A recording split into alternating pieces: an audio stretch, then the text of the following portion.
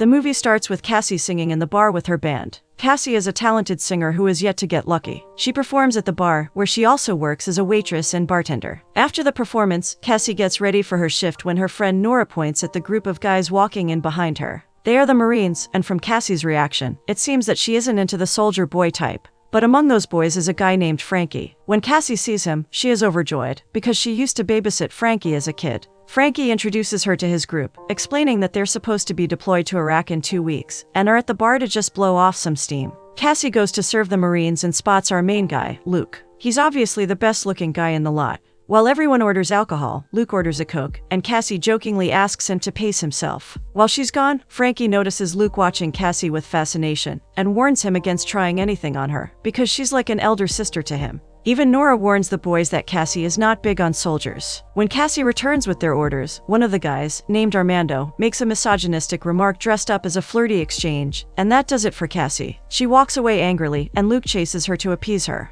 He tries to apologize for his friend's behavior, and justifies his actions by calling him a loudmouth. However, Cassie doesn't think that's a good enough reason for him to cross the line with her. She argues that Luke is probably the same as that guy, and that makes him laugh. He points out just how predictable she is, since she's probably her daddy's princess, who tweets a lot about people's rights and hates guns, but wouldn't mind letting the soldiers fight the wars. Cassie walks off, annoyed with Luke and his mansplaining. She goes to Nora, who points at the youngest guy in the group, who just tried flirting with her, and tried to win her over by pointing out the possible health insurance benefit of marrying a soldier. Cassie laughs off the poor guy's attempts. When her phone buzzes, Cassie asks Nora to cover her shift for 5 minutes and heads to her car. There, we see the pile of unpaid bills on the passenger seat, and Cassie throws her bag over it. She then proceeds to give herself an insulin shot, and realizes she needs to refill her prescription. The next day, Cassie is at the pharmacy arguing with the cashier. The girl tells her that she can't refill Cassie's prescription, because her insurance is not renewed, so the only way she can get a refill is if she buys it on her own.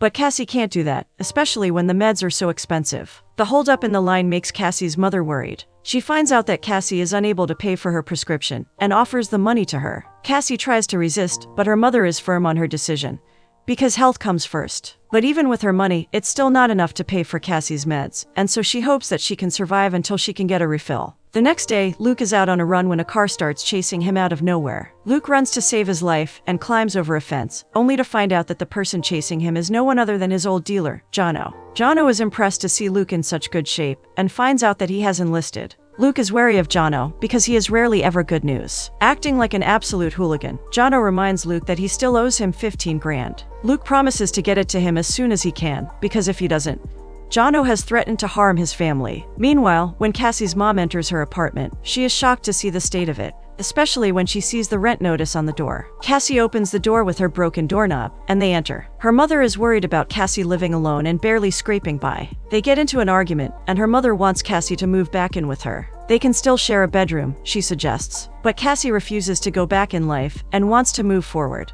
She assures her mother that she's already giving free piano lessons to the landlord's daughter, so he won't kick her out just yet. She then lashes out, saying that she's overworked, with having to work 3 jobs already, and all she needs is her mother to be kind to her. Her mother feels bad about not being able to pay for her medical bills, but Cassie comforts her and tells her that it's all okay, that she will be okay. That night, while performing with her band, Cassie suddenly feels out of breath and dizzy. She barely makes it out of the bar, and manages to get her last remaining shot of insulin just in time. When Cassie finally comes back to life, something catches her attention, making her smile. It's the badge of the Marine Corps. An idea pops into Cassie's head. The next morning, she visits Frankie, but much to her reluctant surprise, Luke answers the door. Cassie enters and finds decorations around the house. Frankie greets her joyously, telling her that his mother's planning a party for him before he leaves for Iraq. Cassie tells Frankie she wants to talk to him alone, and Luke gives them some privacy. That is when Cassie proposes marriage to Frankie. This baffles the guy a little, but Cassie goes on to explain how the soldiers' wives are also entitled to health insurance, and she could really use that benefit, on account of her being broke and fatally diabetic.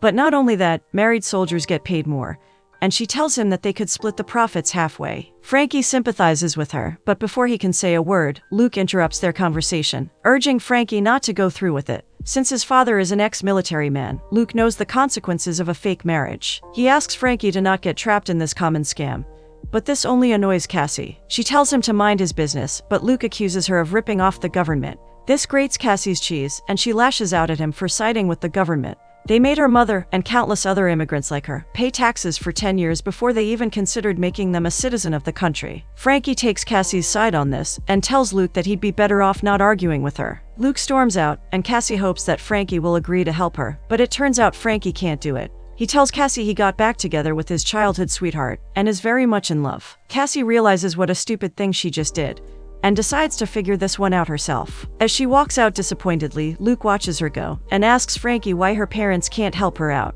Frankie tells him that Cassie's mother always struggled to make ends meet, and her father ran out on them years ago. While on his run the next morning, Luke stops by an old garage, and sees his nephew and father playing inside. He hides because he doesn't want to be seen by his father, but luckily for him, the man leaves in his truck. While Luke's still hiding, his nephew spots him, and Luke runs over to play with him. He meets up with the rest of his family, and they are surprised to see Luke before deployment. When his brother Jacob sees him, an awkward vibe passes between them. They hug it out, and Luke spends some time around family. But it's clear to Jacob that Luke wants something. Luke hesitantly tells him that he owes money to someone, and this irks Jacob. He can't believe Luke is back to his old ways. Luke assures him that he's not, and it's just that he owes some money to Jono. Luke promises to get it sorted himself, but he's just here to warn Jacob about Jono's threat. Later on, Luke heads over to Jono with some cash, but the man is unhappy to see that it's only a small chunk of the amount Luke owes him. Luke promises to get him the full amount, but asks him to wait and leave his family alone until after he is deployed. This does not sit well with Jono, and he points his gun at Luke. Terrified, Luke tells him that he has a plan. He knows a girl who needs health insurance benefits that come from being a Marine's spouse, and that policy will pay him enough to repay his debt. Next, he meets Cassie in a restaurant and tells her that he's ready to marry her, just like she planned. But they need to have a plan and a backstory to make their affair believable. His sudden enthusiasm makes Cassie skeptical, because the last she saw him, the man was vehemently against a fake marriage. She wants to know his reasons for doing so, but Luke tells her that it's none of her business. Cassie insists on knowing at least something before she can blindly follow him into this deal, and that seems a fair ask to Luke. He morphs the truth, leaving out Jono's name and just telling her that he needs an extra $2,000 cash at the end of each month for some time. Something seems fishy to Cassie, and she refuses to partake in the deal, simply because she has a hard time trusting military guys. While she needs this deal to literally survive, she doesn't trust whatever might be Luke's worthless reasons for it. Her attitude towards the army angers Luke, and he starts to walk off. Cassie stops him, realizing that she might have gone too far. She gets him to stay, and they negotiate a deal. Luke tells her that if they do this, they have to make their relationship absolutely believable. They need to have consistent times when they talk to each other on call while he's in Iraq, to make it seem natural. If he gets caught, he will face serious charges, like a court-martial. They plan to get a divorce once he returns, and this way Cassie can enjoy a year of health insurance benefits. What a relief this is for Cassie. She agrees to all of Luke's terms to not breathe a word about this to anyone. The next day, when Luke arrives in his uniform to pick up Cassie for their marriage registration, he finds her dressed in casual attire and mocks her. Cassie reluctantly invites him over while she changes into a suitable dress. In her room, Luke catches sight of Cassie's musical instruments and asks her if she plays. Cassie mocks him, sarcastically claiming that she only has them to impress guys. While she's changing, Luke catches a glimpse of her bare back in the mirror, and Cassie shuts the door on him. Flustered, he asks her about the tattoo on her back. Cassie tells him it says, "Risk nothing, gain nothing," and that it was what her grandmother would say to her mom. When Luke sees Cassie in a white dress, he is taken aback for a second. She does look breathtaking. They head to the court together, where Frankie is waiting for them, to be their witness. Cassie asks Luke if he got the rings, and Frankie gives her a ring he had been saving for when he'd proposed to his girlfriend. Cassie is touched, but refuses to take it. Frankie insists, asking her to keep it warm for him, until he returns and asks his girlfriend to marry him. Luke and Cassie head to the registrar and get married. Both are equally nervous and skeptical about their decision to do this, but it's too late to back out now. The priest announces them man and wife, and they kiss. From there, Luke and Cassie meet up with Luke's team for their reception and a goodbye party for the men. While they're all having fun, Armando makes a callous remark about eliminating all Arbas in battle. This rubs Cassie the wrong way, and she accuses him of being so callous with his words, blaming him for having a barbaric mentality. Their argument starts making everyone else in the group uncomfortable. Finally, it is Luke who breaks it up by asking Cassie to sit down. He then frustratedly gets up and leaves. Cassie follows him out, and Luke blames her for being such a spoilsport. He tells her that Armando is just the way he is, and no one really takes him seriously when he says offensive stuff. He also blames her for ruining everyone's mood the night before they're supposed to leave for war. He is sick of Cassie's bitter opinions on soldiers and her preconceived notions. Cassie holds up her own, but Luke realizes that everyone can still see them arguing. He hugs her, asking her to stay still and pretend like they're sorting through their issues while everyone else watches. Their pretense works, and it also manages to calm the both of them down. Later that night, Cassie and Luke come to their honeymoon suite. Cassie can tell Luke is being awkward, and it's clear on his face that he's scared about leaving for war. She mocks him for not being able to admit it, but Luke proves her wrong by being vulnerable in front of her. He admits he's scared about the fake marriage and about leaving the next day. Cassie sits next to him to comfort him, and the next thing she knows, they're kissing passionately. They end up sleeping together that night. When Cassie wakes up the next morning, she sees that Luke is already up and is getting ready to leave. It's clear from the way he's behaving that he doesn't want to speak about what happened between them, and it only makes Cassie more sure in her opinion of guys like him. Luke tells her to get dressed, since she needs to drive him to the base. When they arrive at the base, Cassie sees the loved ones of all the soldiers crying, and seeing them off with a teary goodbye. She feels uneasy as the emotions around her make her uncomfortable. Luke whispers to her that she is his next of kin now, and if anything were to happen to him in the war, Cassie should go to his brother Jacob Morrow and explain their deal to him. But he warns that no matter what happens, his dad should never find out about this. He also tells her that from now on, every correspondence that they exchange should show that they love each other. Cassie nods in agreement, and Luke kisses her goodbye. Their kiss lacks compassion and love, and it's not enough to fool the people around him. His teammates notice the awkwardness between the new couple, and rush over to lift Cassie up. Cassie and Luke kiss through the bus window, and everyone cheers them on. After that, Luke leaves with the other soldiers, and Cassie's life gets on track. With the new insurance, she takes treatment for diabetes and slowly starts repaying her debts. And with a free mind, she starts writing more songs. Meanwhile, Luke sees how life is on the war front. He saves lives and fights for his nation, feeling a sense of fulfillment in this life that he was always lacking. To keep up the ruse, Cassie and Luke do as they had agreed, and write messages to each other. They share memories from their childhood, and talk about their likes and dislikes. She tells him about her mother and her various affairs with the men from the base, who ultimately broke her heart and ruined their image in Cassie's mind forever. That is where her strong dislike for soldiers comes from. Talking about the thing she loves the most, Cassie tells him what music means to her. Music saved her when she wanted to escape the impact of her mother's failed romances. Though writing it was never a problem, she admits that singing her songs to other people does scare her a bit. But she hopes to get over her fears by banking on Luke's support and reliance. On the other hand, Luke tells her that he loves running, and that one day he will run marathons in every city that he can. He talks about his childhood as well, and tells her he is a third-generation soldier. After his mother's passing, he had a hard time coping, and got into some bad stuff. But a while ago, he decided to walk the straight and narrow and serve his country. At first, he thought he enlisted because he wanted to prove to his father that he was still worthy. But the more time Luke spends as a Marine, the clearer it gets to him that he is in this for himself. He recounts the time when his mother fell ill, and his dad took voluntary retirement from the force to take care of her. Luke's definition of love comes from the love that his parents shared, and he wishes for that kind of love for himself as well. Some days, Luke and Cassie video call each other and talk in the presence of other soldiers, most of whom Cassie knows by now. Though they desperately try to act like a newlywed couple in love, their discomfort is obvious. While talking to him, Cassie tells Luke that she wrote a song. Everyone listening in the conversation asks her to sing the song for them, but Cassie promises to do so when it's complete. She and Luke bid each other an awkward goodbye. Just after the call, Cassie gets some more ideas about the song and gets to work. She spends the next few days working hard with her band, making music. The next time Luke video calls her, Cassie sees how tired and battered he looks, and worries about him. Behind him, the others are in a similar shape. Luke tells her that they've had a bad day, and they nearly lost someone on the field. Frankie chimes in and asks Cassie to sing that song and lift up some spirits. Cassie hesitantly agrees, and starts singing a song about the soldiers out at war, risking their lives for the country. Her melodious voice and heartwarming words suit the soldiers' worn-out hearts. When the song ends, everyone applauds for her, even the soldiers standing outside the room, and Luke proudly claims Cassie as his talented wife. His praise makes Cassie blush. The next time they talk, Cassie tells Luke that she posted her song online, and someone with some authority liked it so much that they gave her band a slot at the local singing fest, the Oceanside Alt Fest. This excites Luke, and he congratulates her, feeling good about being her muse for that very song. Next, we see Cassie getting on stage at the fest. She dedicates the song to all the brave men serving the country on the other side of the world, and then sings vibrantly. She holds the audience's attention the entire time, and it is invigorating. Her mother is so proud to see Cassie perform. While Cassie is living her best life, Luke continues to work hard.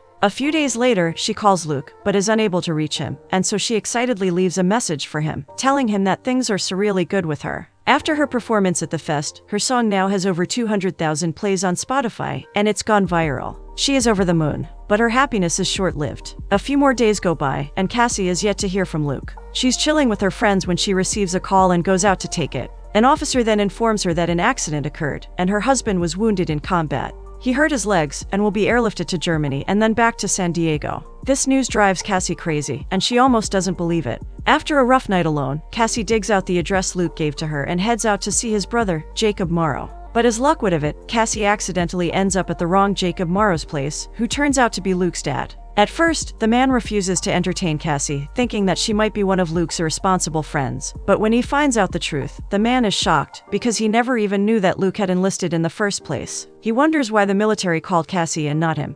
And that is when she confesses that she's Luke's wife. When Luke wakes up, he finds himself in the hospital, surrounded by his family and Cassie. He's taken aback to see his father there too. But instead of asking how he is, Luke's father gets mad at him for never telling him that he enlisted. He's happy that at least Luke will be awarded a Purple Heart. Cassie awkwardly greets him in front of everyone, and they soon find out from the doctor that Luke will see a full recovery. But until then, they have to take it one day at a time. Everyone else steps out, leaving the couple alone. It is then that Luke freaks out over his father finding out about their marriage. Cassie tells him that she panicked and was worried about him. But Luke had failed to mention earlier that his father had the same name as his brother. Cassie tells him that they'll get a divorce soon, and everything will sort itself out. But Luke can't let that happen yet. His father is a retired military police, and Luke can't risk him getting suspicious when he already doesn't trust him. He tells her that they need to stay together for the next few months, and make their lie believable enough to get his father off their back, or else Luke might get court-martialed. Cassie reluctantly agrees to the plan, and wonders how Frankie will feel about this mess. That is when Luke realizes that Cassie doesn't know it yet. He breaks the news to her about Frankie's unfortunate demise on the battlefield. Cassie is in shambles, and can't take the news. She runs out of the room. A funeral is held for Frankie, and everyone is in tears. When Cassie sees Frankie's girlfriend, Riley, both of them emotional over the loss, she hands over what was rightfully hers, the ring that Frankie gave her for safekeeping. She tells him about Frankie's plan to propose when he got back home, and Riley breaks down. Cassie offers her some comforting words. Luke also pays his final respects to his dear friend. The next day at the hospital, Luke's father wants to accompany both Cassie and Luke back home. He finds out that the couple were yet to move in together after their wedding, and decides to help Luke do it now. He offers to help Luke through the recovery process, and decides to visit their place every now and then to pick up Luke for the physio. Having no choice, they both reluctantly agree. Luke's family helps him move into Cassie's place. They escort him up the stairs, and Cassie opens the door with the broken doorknob. Seeing the state of the place, Jacob isn't all that impressed, and both Cassie and Luke walk on eggshells around him. After everyone leaves, the panic kicks in, and Cassie starts hyperventilating. She has never lived with a man before, and doesn't know how they'll make this work. She gets into an argument with Luke, and he reminds her that he isn't living with her for fun, but to avoid being court-martialed. Cassie has no choice but to play along. They clean the apartment together, and Luke gets possessed by his neat freak alter ego. He doesn't want to leave a single crease for his father to point out. They set up pictures of themselves, and make sure that it looks like it's a married couple's home. Luke even fashions a replacement ring for Cassie out of his dog tag, to make their rushed wedding seem real. When Luke's family arrives at the apartment, both he and Cassie keep up the pretense of a blissfully married couple. Soon, the men take Luke out for his therapy, and Cassie wishes him luck. As the days go by, Luke works hard at recovery, and Cassie gets back to her music. Getting better every day, Luke starts feeling a little bit at ease. But with Jono still out to get him, Luke can't catch a break until he pays the man. One day, Cassie finds Luke working out at the park, and is happy to see that he's recovering quickly. Behind her, Luke sees a golden retriever running toward him with his brother, and finds out that the dog is named Peaches. She is a service dog that Jacob got for him, on being advised by Cassie, and they think Peaches will be good for Luke's recovery. At first, Luke takes offense to the way they're treating him like a crippled man, and lashes out at Cassie, but even he can't resist the charm of soft furry snuggles from Peaches. After all, he's a man with a soft heart. One morning, Cassie returns from a breakfast run and finds her doorknob fixed. She enters the apartment and is pleasantly surprised to see that Luke is walking, albeit with the help of a stick. Luke tells her he's still a long way from walking on his own, but Cassie is happy to see him getting there. She tells him that she brought him breakfast tacos, and thanks him for fixing the doorknob for her. Over breakfast, Luke and Cassie spend some time talking to each other, and find out that they have differing views on almost everything. But that doesn't stop them from having fun with each other. They even play a game of who can eat chili without crying first. Obviously, Cassie's Latina heritage helps her win, whereas Luke's face turns red like a baked tomato. Later, Cassie helps Luke take a bath, and washes him carefully. She takes care of him like a real wife would take care of her husband. When Cassie asks him if he'd like to sleep in the bed with her, Luke agrees. They spend a peaceful night together, wrapped in each other's arms, and banking on the safe feeling of being cared for. One day, Luke and Cassie visit his family, and everyone warms up to Cassie quickly. Luke even plays her song in front of everyone, and it makes Cassie blush. As he plays with his nephew and brother, Luke's sister-in-law notices the way Cassie watches him, and she can tell that there is love between them. She tells him how Luke is good with kids, and asks if Cassie's planning on starting a family soon. The question makes Cassie uncomfortable, but Luke swoops in and rescues her, saying that she needs to focus on becoming a rock star first, and then a mom. Later that night, while Cassie is performing on stage, she gets a call from her mother on the landline. Luke answers the call and finds out that something is wrong. He arrives at her mother's place and finds that there has been a break-in. The woman is scared and in hysterics when Cassie also arrives at the scene. Luke tells her to stay with her mom, while he goes inside to check what's wrong. While searching for the intruder, Luke gets a call from Jono. The man laughs and tells Luke that he better return his money, or else he will expose the truth about his marriage. After making sure that all is okay, Luke and Cassie return home. But Cassie isn't feeling too well. She appears to be drowsy and dizzy, and can barely hold herself up. This worries Luke, and he quickly helps Cassie administer the insulin shot. He wraps her in his protective embrace, and holds her until Cassie starts to feel better. After the crazy night they've had, the two feel grateful to have each other, and they share a sweet kiss. The next day, Luke leaves a sleeping Cassie at home and goes to meet up with Jono. He confronts the man, beating him up badly and threatening him to never come near his wife and his loved ones ever again. He throws the money at the man and leaves. An emotional Luke visits his dear friend Frankie's grave and tells him that he misses him. Now that Frankie is gone, Luke thinks that Cassie might just be his best friend. When he returns home, Luke finds Cassie frantically packing her stuff to leave. She tells him that a man in a bloodied shirt approached her mother, threatening to expose her daughter's fake marriage if she didn't put him in contact with Luke. Luke realizes that it was Jono and assures Cassie that this thing won't happen again. Cassie is shocked to know that Luke already knows who this person is. She lashes out at him because he put her mother in harm's way. Luke tries to apologize to her, promising that it won't happen again. He finally tells her the real reason why he wanted to marry her. It was for money. After his mother passed, Luke got into some bad company and started using Jono as his dealer. In his messed up state, Luke stole a car that his dad was building for a customer and totaled it on the freeway. The car cost $50,000 and his dad threatened to put him in jail if Luke didn't pay for the damages. And so, to pay his dad back, Luke borrowed money from Jono. After realizing his mistake, he stopped the and enlisted in the army once he was clean. Luke assures Cassie that he's taken care of this, and nothing of the sort will happen again. But Cassie is inconsolable. She's scared for her mother and what could have happened to her. She walks away from him, but Luke implores her not to, and argues that not every man she lets in will be a bad guy that she can't trust.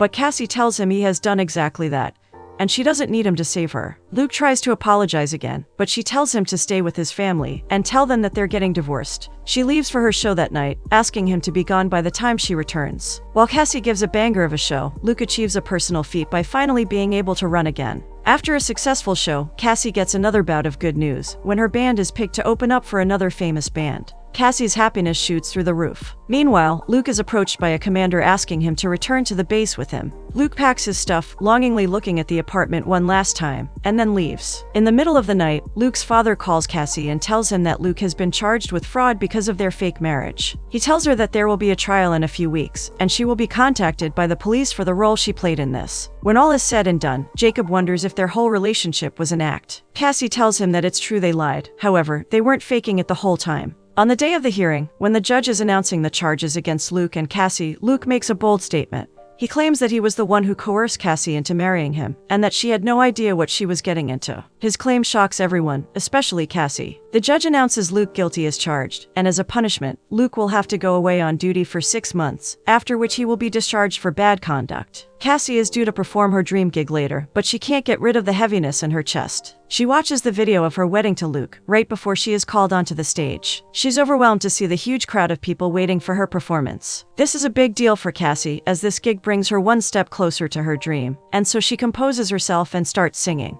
Meanwhile, right before he leaves, Luke is surprised to see his Purple Heart plaque next to his father's similar honor. As Cassie sings, she is haunted by the memories of her and Luke. Her voice has a passion and a depth that can pierce one's heart. After delivering a successful performance, as she gazes out into the crowd, Cassie realizes something and rushes out of there. She drives to Luke's base, calling him at the same time, hoping he picks up. At the same time, Luke bids an emotional goodbye to his family. Just as he's about to leave, Cassie arrives, speeding into the base. Luke is surprised to her see there, and congratulates her on the music deal she bagged. Cassie thanks him, but realizes they don't have much time before he leaves. And so she tells him that they took care of each other in sickness and in health, just as they vowed to, and for her, that is a real marriage. Theirs is a real marriage, and she doesn't want to give it up. Luke is confused by her sudden confession, because he's shipping off for 6 months, but Cassie tells him that she wants to wait for him. She wants to be the one he wakes up to in the morning before his run, and she wants to be the one he runs back home to. She tells him she loves him and waits for Luke's response. Much to everyone's relief, Luke loves her back. Obviously, he loves her back. He wraps his arms around her and kisses her like there's no tomorrow, while the rest of his family applauds. He gives her his wedding ring and asks her to keep it safe until he returns. The next moment, Luke is escorted out, and Cassie longingly watches him go.